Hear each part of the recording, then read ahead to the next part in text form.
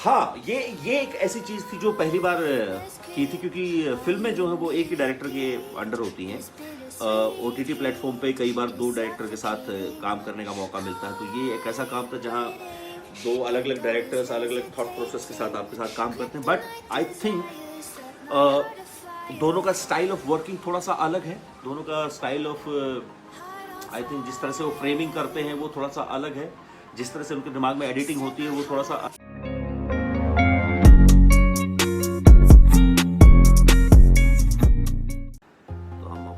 पाताल लोक की जर्नी के बारे में ही बात कर रहे थे कि किस तरह का अनुभव रहा वो और किस तरह से उसका उस कहानी को कहने में जो जो जो मज़ा आया या जो तकलीफ़ें हुई वो सब उसके बारे में ही बात हो रही थी। सो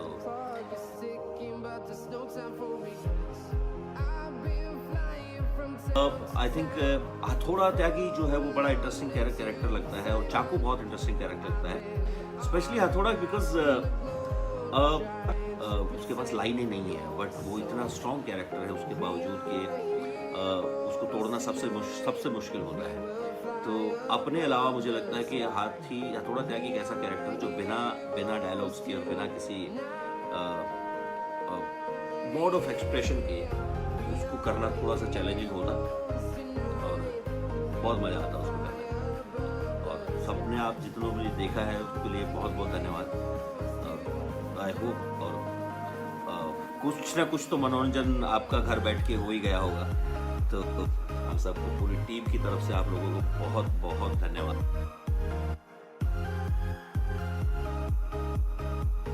बहुत ही अच्छा, क्योंकि अभिषेक और मैं काफ़ी पुराने जानकार हैं, दोस्त हैं, और एक प्रोफेशन में बहुत पहले हम कई सारी ऐसी फिल्में रही हैं जहाँ रिजेक्ट हुए हैं साथ में, और वो सब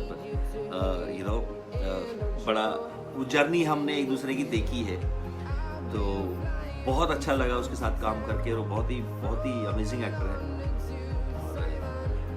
कुछ होता है कि जो आपका पर्सनल एक यारी दोस्ती होती है और उसके एक म्यूचुअल जो रिस्पेक्ट होती है एक्टर्स की, उसमें और बड़ी ऑनेस्टी होती है। तो उसके जबकि मेरे साथ उसके सीन बहुत कम हैं, बट जितने भी सीन्स हैं वो मेरे लिए बहुत मेमोरेबल है, स्पेशली द लास्ट सीक्वेंस जब हम एक दूसरे के आमने सामने खड़े होते हैं। तो मुझे वो बहुत ही अमेजिंग सीक्वेंस लगता है, जो कि सुदीप सर ने उतने ब्यूटीफुली वो लिखा हुआ था।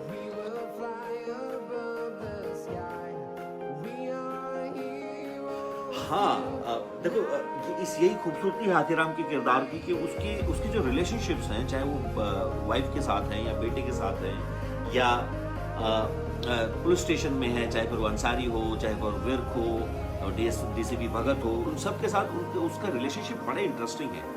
और मुझे ऐसा लगता है कि हम सब यार अपने बच्चों के लिए जो भी बेटा होता है, जो भी बच्चे होते हैं, वो अपने बाप में हमेशा एक हीरो देखते हैं। उनके लिए बाप हमेशा सुपरमैन टाइप होता है। तो वो जो सीन होते हैं वो स्पेशली हाथीराम की लाइफ में ना, वो जो एक रिश्ता है वो थोड़ा सा खटाई में है, क्योंकि बेटे को लगता है कि बाप एक फेलियर है जिसका नाम ही हाथीराम है, वो क्या ही ज़िंदगी में कर लेगा। तो वो एक बड़े मुश्किल सीन होता है, स्पेशली उसको महसूस करना कि एक बेटा क्या फील कर रहा होता होगा, बाप क्या फील कर रहा होता होगा। बट एज एन एक्टर आपका जॉब है, और हम सब ने कहीं ना कहीं थोड़ा बहुत देखा ही है।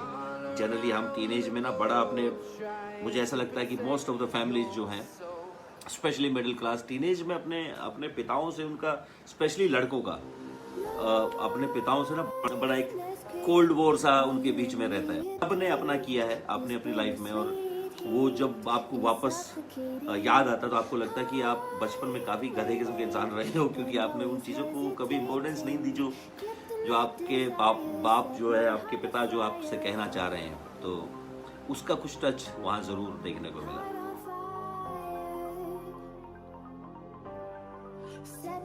ये कभी नहीं सोच के लिखा गया था सुदीप सर द्वारा कि ये इसका किसी को कंपैरिजन करना है या किसी पर्टिकुलर सीरीज से कंपैरिजन करना है। हर एक काम की अपनी अहमियत होती है। तो ना तो किसी ने लिखते वक्त ये सोचा था कि इसको सेक्रेड गेम से मिर्ज़ापुर जैसा कुछ करना है, या बिल्कुल अलग कहानी है और अलग तरह के किरदार हैं। और ना करते वक्त ये किसी के दिमाग में आए कि इसको किसी के साथ कंपैरिजन करवाना, क्योंकि जब आप, मुझे ऐसा लगता है कि जब आप एक तो ईमानदारी के साथ काम करते हैं ना, फिर आप किसी के साथ कंपैरिजन नहीं करते हैं। और जब आप कंपैरिजन कर रहे होते हैं तो मुझे ऐसा लगता है कि आप ऑलरेडी अपना एक लिमिट सेट कर चुके होते हैं, तो that is also not good. आपको ये बिल्कुल सही बात नहीं है कि आप अपना बार पहले से सेट कर लें। आप पूरी ताकत लगा उस कहानी में से जो आप बेस्ट निकाल सकते हैं वो आप निकालने की कोशिश करेंगे, तो बेहतर है। चाहे फिर वो एज अ फिल्म मेकर हो, जो लोग इससे जुड़े हुए थे, डायरेक्टर, उन्होंने कभी नहीं सोचते कि वो किसी और दूसरे काम के साथ इसका कंपैरिजन किया जाए।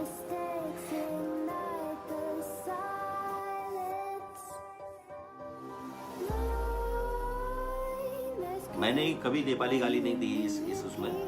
आपको ऐसा लग रहा है कि नेपाल में ही गालियाँ होती है, तो मुझे बिल्कुल अंदाज़ा नहीं है। मैंने जितनी गालियाँ दी हैं सबकी सब हरियाणा से रिलेटेड दी है।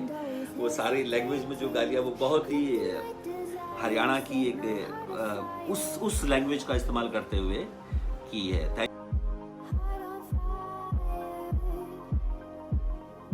अरे अब बहुत सारी, एक्चुअली क्या होता है ना कि एक हमने अलग अलग जगहों पे बहुत सारे इन किरदारों को देखा है, तो सबको जंजीर सबको याद है, और वो एक ऐसा सिनेमा में देखा गया है एज ए कॉप। और अगर मैं कहूँ तो उसी तरह से ठाकुर साहब का भी जितना कॉप का जो वो था, मुझे बहुत अच्छा लगता है। बाद में बेशक उन्होंने नौकरी छोड़ दी, जो गब्बर में, जो शोले में, जो, और उसके बाद मुझे जो मनोज सर ने किया, मनोज वाजपेयी साहब ने किया शूल में, जो जिस तरह का कॉप उन्होंने किया, वो बहुत ही अमेजिंग एक किरदार था। तो ये अच्छे लगे, और मुझे इस सिंघम बहुत इंटरेस्टिंग लगता है, क्योंकि उसको देखने का एंटरटेनमेंट है उसमें काफ़ी।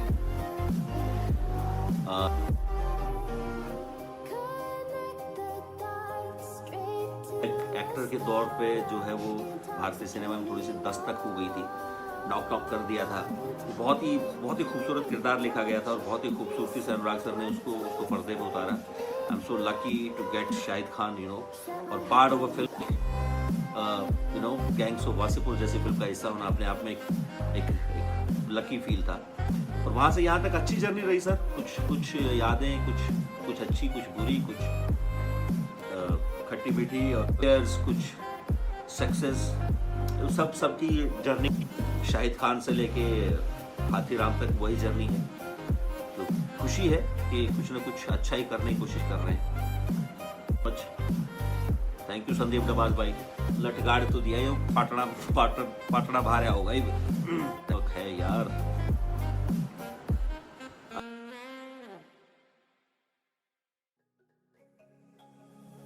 वेल देखिए, एक बड़ी इंटरेस्टिंग चीज़ थी, पता नहीं ये बात आप में से कितने लोगों ने सुनी है, नहीं सुनी है। मैं नहीं जानता कि सुदीप, बट मुझे ये एक पुरानी, हमारे बड़े बुजुर्ग कहते थे, अभी भी कहते होंगे, हाथी जो है ना, हाथी बहुत ही, हम जनरली मानते हैं हाथी बड़ा ही प्यारा, बड़ा ही मांसाहारी भी नहीं होता है, वो सब नहीं है। तो लेकिन हाथी के साथ एक कहावत है कि हाथी को ऐसा माना जाता है कि हाथी की आंखें उसके शरीर के अनुपात में बहुत छोटी होती हैं, और बड़े कान होते हैं, तो हाथी को अपना शरीर दिखाई नहीं देता है कभी भी। उसको लगता नहीं कि उसको शायद कभी अंदाज़ा नहीं होता है कि उसकी पावर कितनी है। तो ये जो सीन है जहाँ वो अपने बेटे को, जो लोग उसको परेशान कर रहे हैं, उनको समझाने जाता है या अपनी तरीके से समझाने जाता है, वहाँ उसकी लाइफ में बहुत क्राइसिस वाली सिचुएशन है, जहाँ सब कुछ खो रहा है, वो जॉब खो दिया है, या जो प्यार, वो इज्जत जो खो रहा है, उसके साथ साथ वो बेटे को खोने की कगार पे है।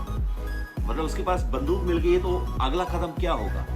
शायद बेटा मर ही जाएगा, या जान दे लेगा, या शायद जेल में चला जाएगा, तो वो बर्दाश्त नहीं होता है। तो उस वक्त हाथीराम का हाथी बाहर निकल जाता है, फिर उसको लगता है कि अब there is no other way round to handle. वहाँ वो सीन इसलिए इंटरेस्टिंग होता है कि वो दिखा उसके लिए कितना इंपॉर्टेंट है। एक्चुअली उस सीन में बेटे को पता चलता है कि बाप कितना स्टड लौंडा है। तो जाकिर खान भाई बोलते हैं कि सडनली उस दिन पता चला सिद्धार्थ को, सिड को, कि बापू अपना स्टड है। तो वो बहुत अच्छा सीन लिखा हुआ था, तो उसको करने में बहुत मज़ा आया, बहुत ही ज़्यादा। हाँ, तो thank you Sahu ji, thank you Sheena, thank you Mohit Hooda साहब। बक्कल तार दिए कति सबका भाई ना बक्कल तो की तरना अपना काम कराते।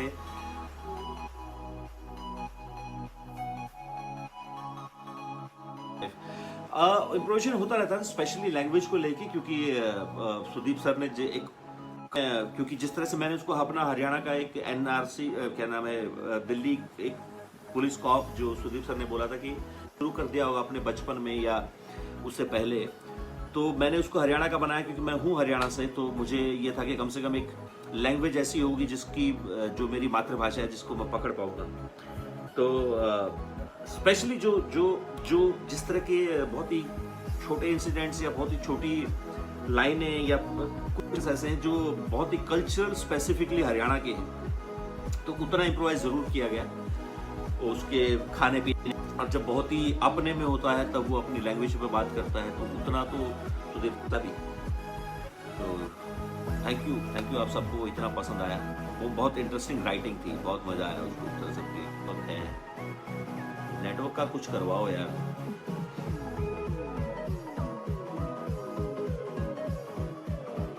वेल आपको हमेशा ही लगता है कि इसने जो किरदार किए हैं, मुझे ऐसा लगता है कि क्या आती है अपनी किस्मत और जिसको जहाँ पे पहुँचना होता है वो पहुँच ही जाता है। बट ऐसा कोई फील नहीं है कि पहले कोई किरदार था जो शायद ज़्यादा पहुँचना चाहिए था। ये कोई डिसाइड नहीं कर सकता है।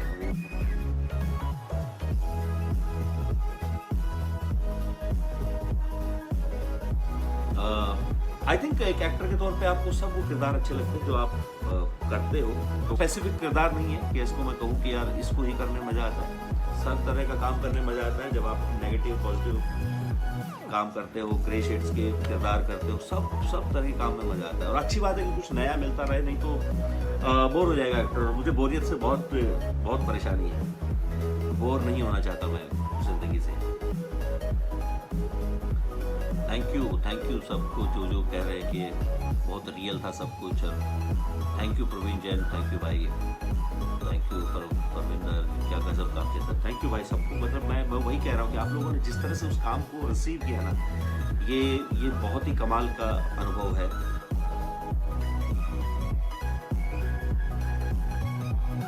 मेरा गांव है खरकड़ा, जो कि रोहतक से कुछ 20-22 किलोमीटर है हिसार रोड पे। तो मैं वहाँ से हूँ, गांव खरकड़ा से हूँ मैं जी।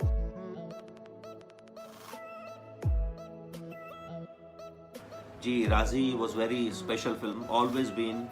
वो हमेशा से साथ रहेगी वो फिल्म। वो बहुत ही कमाल की कहानी थी, उसमें कमाल का किरदार था वो। तो थैंक यू राजी को भी पसंद करने के लिए, थैंक यू। देखिए वो इतना सारा प्यार दे दिया आप लोगों ने।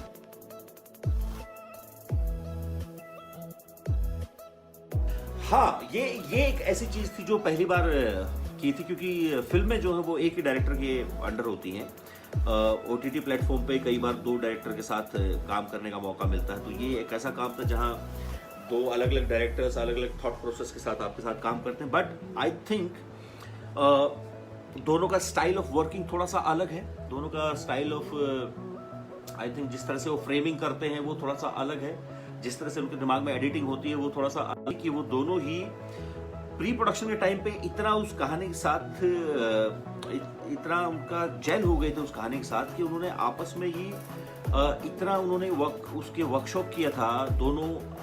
जरूरी नहीं, जैसे प्रोशिक और मैंने चित्रकूट का पोर्शन जो है वो सारा प्रोजेक्ट ने शूट किया है मेरे साथ, और मेरे पुलिस स्टेशन का या मेरे घर का जो पोर्शन है वो सारा का सारा अविनाश जी ने शूट किया है।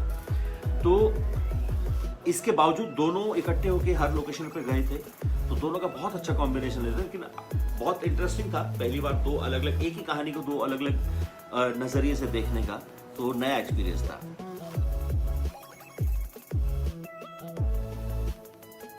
Yes, I definitely feel that, क्योंकि हमारे पास ऑप्शंस हो गए हैं, स्पेशली जब से हम इंटरनेट पे आए हैं और जितने भी OTT प्लेटफॉर्म्स हैं उनके ऊपर हमारे पास बहुत सारे ऑप्शंस हैं, बहुत सारा काम देखने के बाहर की दुनिया का। तो हमें ये ऐसा ही कुछ है कि आप एक ऐसी लाइब्रेरी में बैठे हो जहाँ सिर्फ 10 किताबें हैं, और आप एक ऐसी लाइब्रेरी में बैठे हो जहाँ 1 लाख किताबें हैं।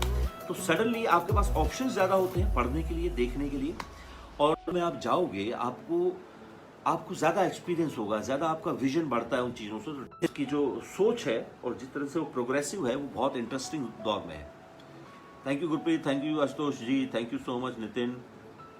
बड़ा मज़ा आया, सबको सबके पास ये काम पहुंचा, तो बहुत बहुत अच्छा फील हो रहा है कि आप लोगों ने उसको इतना पसंद किया।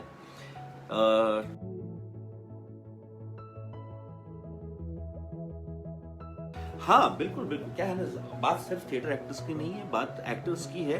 ज़रूरी नहीं कि कोई नेसेसरी नहीं है कि आप थिएटर करके ही आते हो तो ही होता है, बट अच्छा होता है कि आपने थिएटर किया तो एक बेटर तैयार होते हो आप। तो कहीं न कहीं से थोड़ा बहुत आप तैयारी करके ही शहर में आते हो तो अच्छा लगता है। और डेफ़िनेटली क्योंकि नए प्लेटफ़ॉर्म खुल रहे हैं, तो और वो उस तरह की कहानियों को लोग लेने लगे हैं। ये वो दौर है जब आप पैरेलल सिनेमा को भी लोग पसंद करते हैं, और साथ-साथ हमारे पास बहुत सारे ऐसे एग्ज़ाम्पल हैं जहाँ छोटी कहानियों को, कम बजट की फ़िल्मों को लोगों तक पहुँचाया और उनको बहुत मज़ा आया। तो ये अच्छा है, ये पूरी फ़िल्मी इंडस्ट्री के लिए और पूरी ऑडियंस के लिए बहुत अच्छी चीज़ है।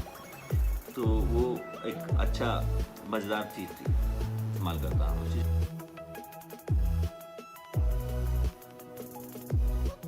सबकी सब मैम, ऐसा नहीं है कि मुझे कोई ऐसा एक किरदार एक्शन होता है तो आप उनको बहुत पसंद कर इम्पोर्टेंट है। वो बाहर के लिए हो सकता है कि कुछ लोग किसी किरदार से ज़्यादा कनेक्ट करते हैं, कुछ लोग किसी किरदार से ज़्यादा कनेक्ट करते हैं। तो मैं कोई ऐसा उस तरह से सोचता नहीं हूँ उन किरदारों के बारे में कि उनमें से क्या स्पेशल था और क्या नहीं था। सब कहीं ना कहीं जयदीप के थ्रू वो उनका रिफ्लेक्शन हुआ, तो सब स्पेशल है।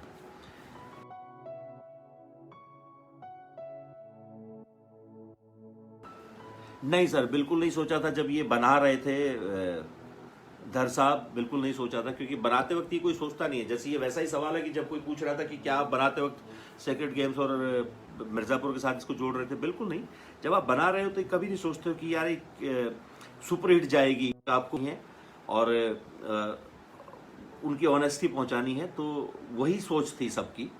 बाकी जिस तरह से आप लोगों ने उसको रिसीव किया वो बहुत ही मतलब कमाल था, क्योंकि इस तरह से नहीं सोचा था कभी हमने।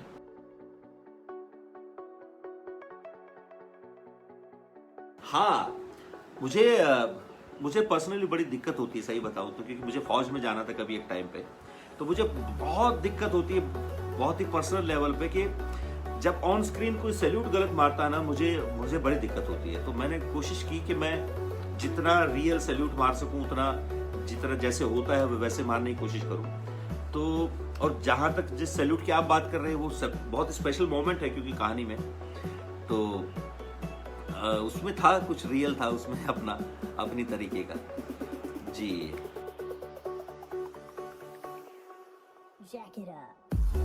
Is that true? I have no idea कि मेरी अगली फिल्म जो है वो खाली पीली ईशान के साथ और अनन्या के साथ है, but I have no idea कि वो उसको कैसे रिलीज करने वाले हैं। और देखो, मेरा कोई टेक नहीं है यार इस बात पे कि फिल्मों को रिलीज ओटीटी पे किया जाए या नहीं किया जाए, क्योंकि ये पर्सनल चॉइस। इतनी बड़ी फिल्म पे कोई आदमी, और उस पैसे का अपना एक स्वभाव होता है कि वो पड़ा रहता है, तो उस पर ब्याज भी लगता है, समझ रहे हो, उसके ऊपर टैक्स लगता है, उसके ऊपर वो। अब ये पर्सनल चॉइस है, किसी को डालना है अपनी ओटीटी प्लेटफॉर्म पे। अब ये ऐसी सिचुएशन है, कोई नहीं जानता कि 4 महीने हैं, 6 महीने हैं, 2 महीने हैं। तो ये जिनका चॉइस है वो करें, जिनका नहीं चॉइस है वो नहीं करें। मैं उसमें बिल्कुल कोई दखलंदाजी नहीं दूंगा। Thank you Aftab, thank you भाई, थैंक यू सो मच विकास गुप्ता जी। नहीं विकास गुप्ता जी, मेरे ख्याल से एक्टर होने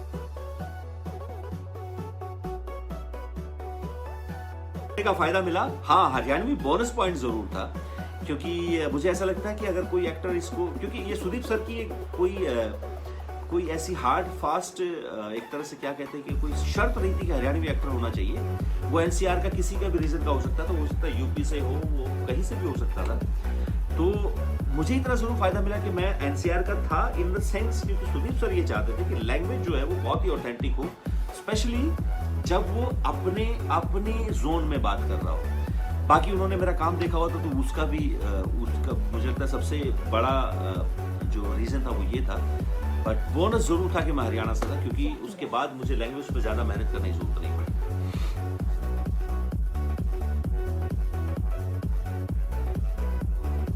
हाँ, अगर सीज़न 2 आता है तो मुझे लगता है कि कुछ ना कुछ चेंज तो ज़रूर होगा हाथी में। वो होता ना कि आप एक एज़ अ कैरेक्टर एक इवॉल्व हो रहे होते हो। तो जिस तरह की जर्नी उसकी पहले सीज़न में रही है हाथीराम की, वो सेकंड सीज़न में उससे आगे ही जाएगी कि कुछ चीज़ें ऐसी हैं जो हाथीराम ने ओवरकम कर ली हैं। कुछ ऐसे बेबी वो अंदरूनी या बाहर से, तो वो जो शुरुआती पड़ाव है उसकी ज़िंदगी में, वो जो शुरुआती दिक्कतें हैं, फॉर एग्जांपल घर से अब वो परेशानी नहीं होगी कि जो है बेटा गलत राह पे है या वो ठीक से बात नहीं करता है मुझसे।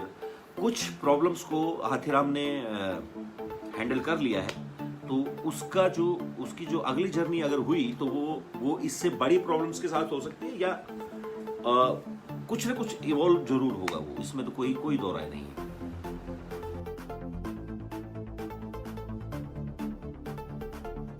खान वर्सेस हाथीराम नहीं, एक ही आदमी है, मतलब मुझे अपने आप से लड़वा रहे हो आप, गलत बात है ये तो। नहीं, बहुत अच्छे दोनों के दोनों बहुत अच्छे किरदार थे। दोनों को करने में बहुत मजा आया। Hathiram will be always special and बहुत ही इंटरेस्टिंग था। जिस तरह से आप लोगों ने उसको प्यार दिया है, वो और ज्यादा स्पेशल बना दिया आप लोगों ने।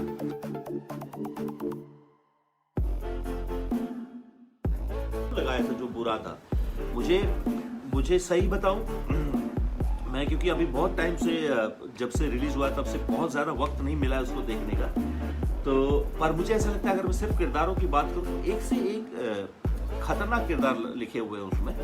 तो मुझे लगता है कि सब ने अपना अपना हिस्सा ना बहुत अच्छे से निभाया है, और अर्पिता जी उन्होंने बहुत मेहनत की है।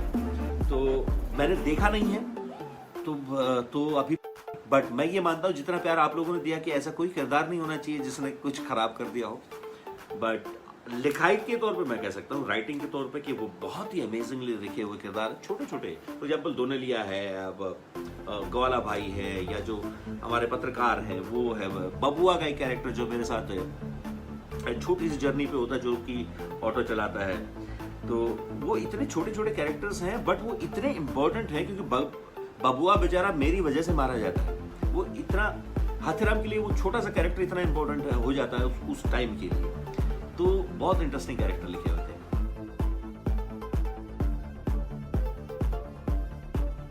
ऐसा मानसा जी, ऐसा बहुत होता है हमारे साथ कि कुछ किरदार ऐसे लगते हैं, हर साल आते हैं कुछ किरदार जो आपको लगता है कि यार हम होने चाहिए थे।